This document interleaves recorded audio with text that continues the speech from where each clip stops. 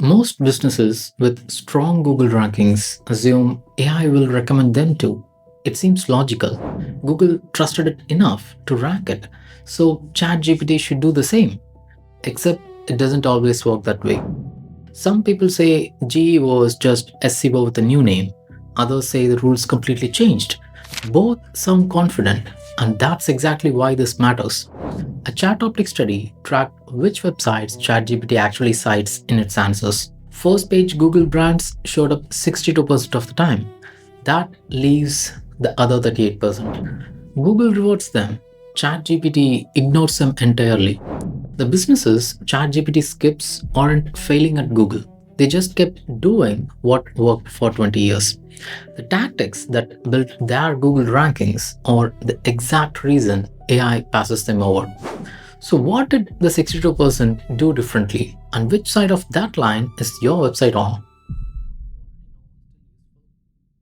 The skeptic has a real point. If GEO had nothing to do with SEO, if it were built on completely different rules, then every year you have spent learning about getting found online would suddenly be useless.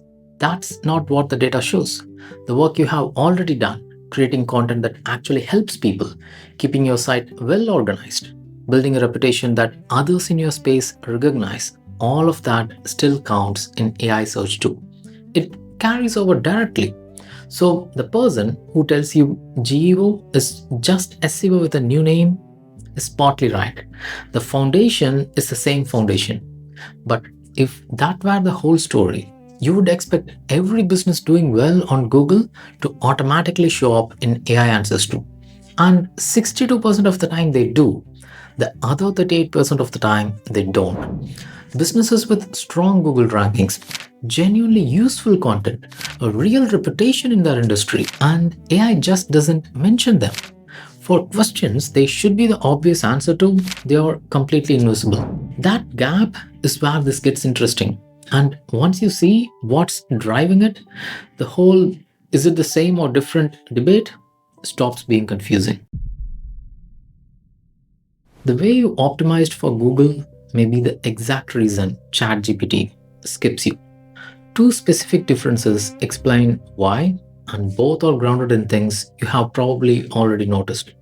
The first is how people search. On Google, the average search is 4 words: best CRM for sales, how to rank on Google.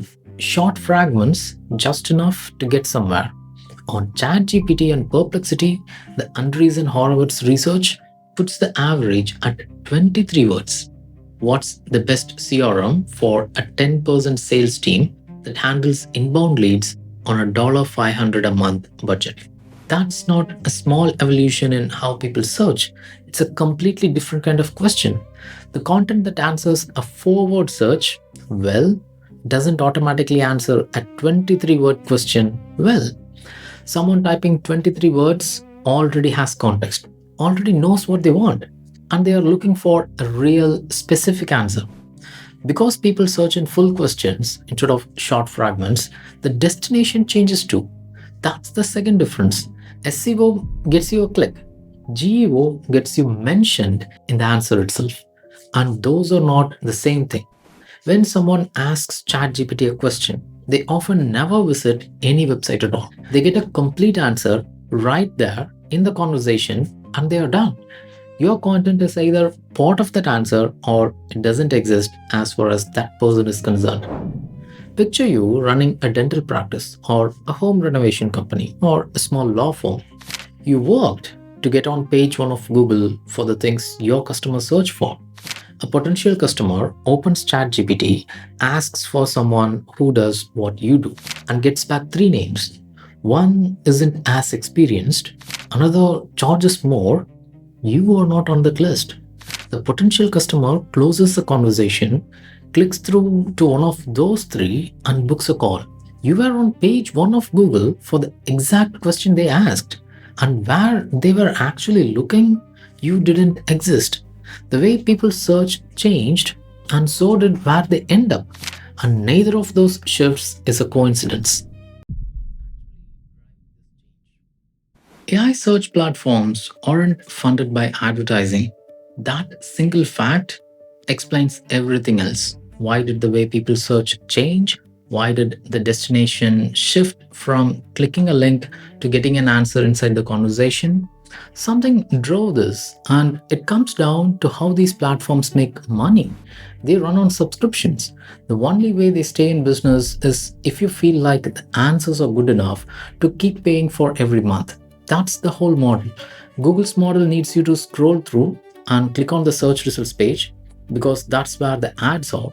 When you optimize for Google, you're optimizing for a system that needs you to leave the search page. Content creators learn to write in a way that gets clicks, not in a way that gives complete answers. The system rewarded that approach. AI platforms have the opposite incentive. The more completely and specifically the AI answers a question right there in the conversation, the more valuable the subscription feels, and the less likely someone is to cancel. The whole business depends on the answer being good enough that you don't need to go anywhere else. Think about what that means for the kind of content they pay attention to. The content that wins in AI search is the content that would have been the right answer all along. The businesses that get mentioned are the ones that genuinely help their audience, clearly, completely, specifically. I created a lot of content that I genuinely wanted to be useful. And I still spent most of my energy on keyword counts, internal linking, and page structure checklists. Not because I was trying to manipulate anything, but because that's what the system rewarded. That's what moved rankings. And the uncomfortable part of seeing this isn't that anyone was doing something wrong. It's that the system had us so focused on the optimization layer that whether the content actually helped someone ended up almost secondary. Building links just for the sake of rankings used to move the needle. Now it works against you because an AI platform that rewards that kind of content loses subscribers. GEO is a correction toward what content was supposed to do from the beginning.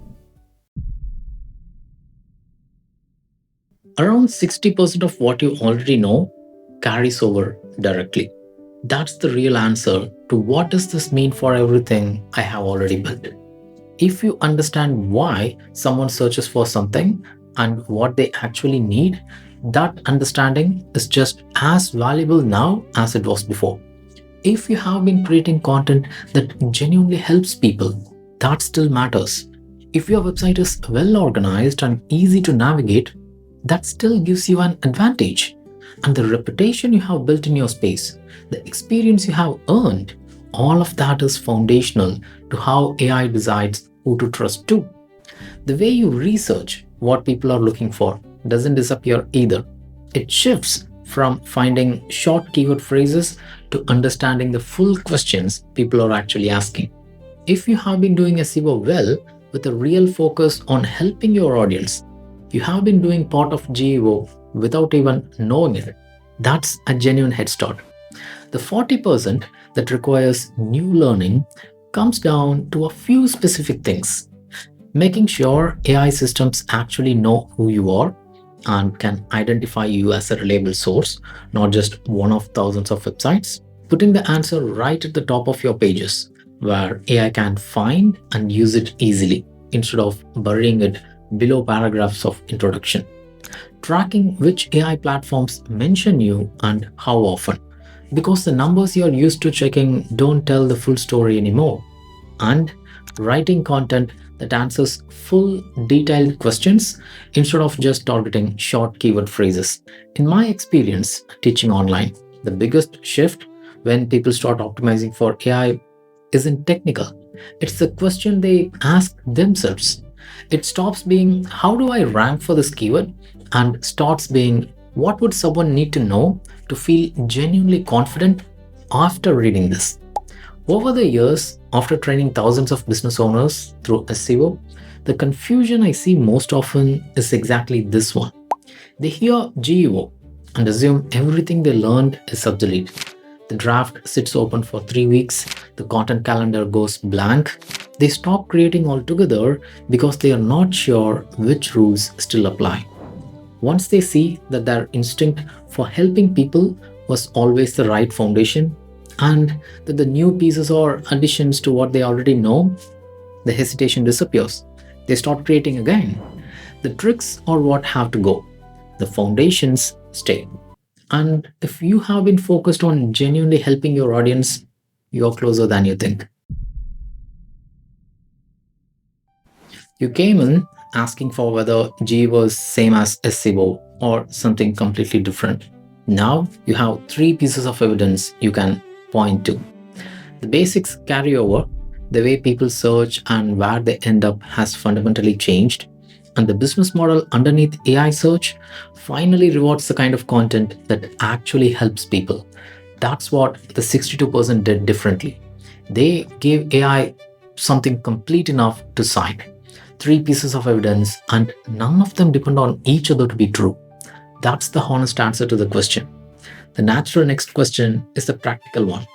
You understand what changed and why, but what does AI actually look for when it's deciding which sources to mention? What are the specific signals that separate the 62% from the 38%? That's exactly where the next video goes. That's the GEO starter checklist linked in the description. It breaks into three sections.